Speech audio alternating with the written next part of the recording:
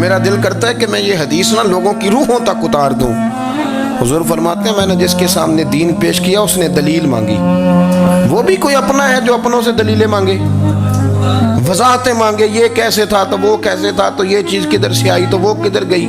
آپ اپنوں سے دلیلیں مانگ رہے ہیں، آپ اپنوں سے اپنوں کو کٹہروں میں کھڑا کیا۔ حضور یہ نہیں فرماتے کہ دلیل تھی کوئی نہیں، فرمایا جس نے مانگی میں نے دی دلیل، اور لوگ دلیل دیکھ کے مسلمان ہوئے۔ حضور فرماتے ہیں لوگوں سنو یہ میرا ابو بکر ہے، میں نے اسے کہا کلمہ پڑھ لے، اس نے دلیل ہی کوئی نہیں مانگی، فوراً ہی کلمہ پڑھ کے مسلمان۔ یہ احساس ہے۔ یہاں تو تھک گئے لوگ اپنوں کو دلیلیں دیتے، وہ جی ویسے کیسے تھا، تو ایک بندہ یہ کہہ رہا تھا تو دوسرا کہنے دے جو دنیا کہتی ہے، تو اپنی بات کر، تو بتا تو کیا کہتا ہے، اپنی رائے بیان کر، تیرا نظریہ کیا ہے، تیرا ذوق کیا، تو چھوڑ لوگ کیا کہتے ہیں، اپنی بات کر۔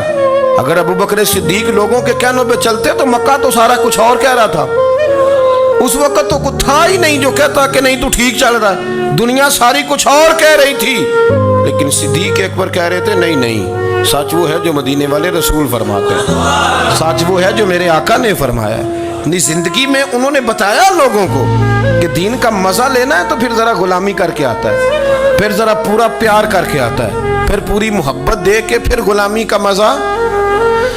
حضرت اسماء بنت ابی بکر صدیق فرماتی ہیں کہ نبی پاک صلی اللہ تعالی علیہ وسلم نہ حرم شریف میں داخل ہوئے، ایام مکہ میں، مکے کے دن تھے، حضور حرم مکہ میں داخل ہوئے، کافروں نے، ابو جہل نے پہلے سے سازش کی ہوئی تھی۔ جیسے ہی حضور اندر داخل ہوئے تو شور کرنے لگا، کہنے لگا یہ تمہارے بتوں کو برا کہتے ہیں اور تمہیں شرم نہیں آتی، یہ تمہارے معبودوں کو گالی دیتے ہیں، معاذ اللہ یہ برا کہتے ہیں، میں خیال نہیں آتا۔ لوگوں کو اشتعال دینے لگا، لوگ مختلف جگہوں سے اکٹھے ہو کے حضور کے گرد جمع ہو گئے۔ آپ نے کہا ہے کہ بت جھوٹے، حضور فرمانے لگے کہا ہے۔ آپ نے کہا ہے کہ یہ کچھ نہیں کر سکتے، فرمایا کہا ہے۔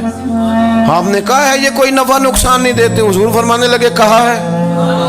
رسول کائنات صلی اللہ علیہ وسلم سے جو سوال پوچھا حضور نے بیان کیا، چاروں جانب سے وہ نبی کریم پر ٹوٹ پڑے، معاذ اللہ مارنے لگے۔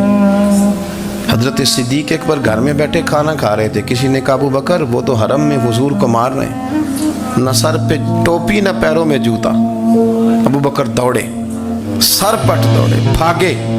حضور زمین پہ لیٹے ہوئے تھے، وہ تکلیف دے رہے تھے۔ حضرت صدیق اکبر نے 2 کو پکڑ کے ادھر پھینکا، 4 کو ادھر پھینکا، 5 کو ادھر پھینکا، ایک جملہ بار بار زبان سے کہتے ظالمو انہیں مارتے ہو جو تمہاری نجات کا سامان لے کے آئے، انہیں تکلیف دیتے ہو جو کہتے ہیں اللہ میرا رب ہے، انہیں مارتے ہو، شرم نہیں آتی۔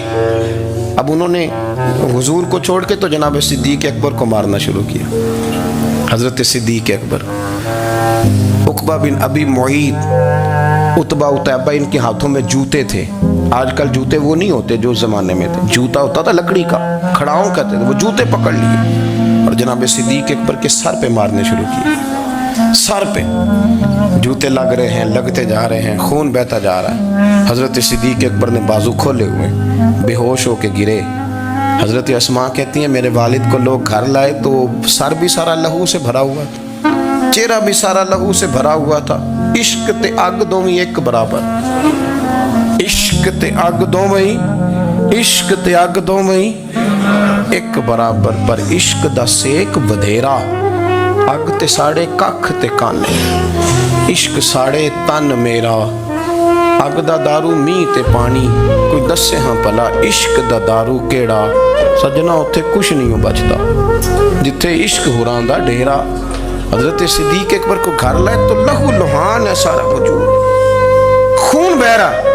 جناب اسماء کہتی ہے میں نے سر پہ ہاتھ رکھا، دیکھوں کہاں کہاں میرے والد کو، میں رو رہی ہوں، میں نے سر پہ ہاتھ رکھا تو کہتی ہیں بال بھی میرے ہاتھ میں آ گئے اور سر سے چمڑی بھی اتر کے میرے ہاتھ میں آ گئی، گوشت بھی سر سے اترنے لگا، سارا سر ان کا مار مار کے انہوں نے نازک بنا دیا، نرم کر دیا۔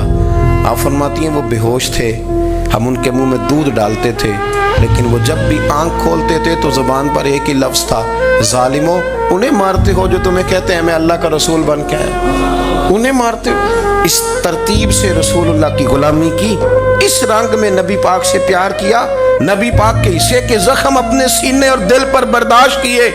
इसलिए तो मेरे करीम ने फरमाया था, लोगों सुन लो, मेरे साथ जिसने भी नेकी की मैंने बदला दे दिया।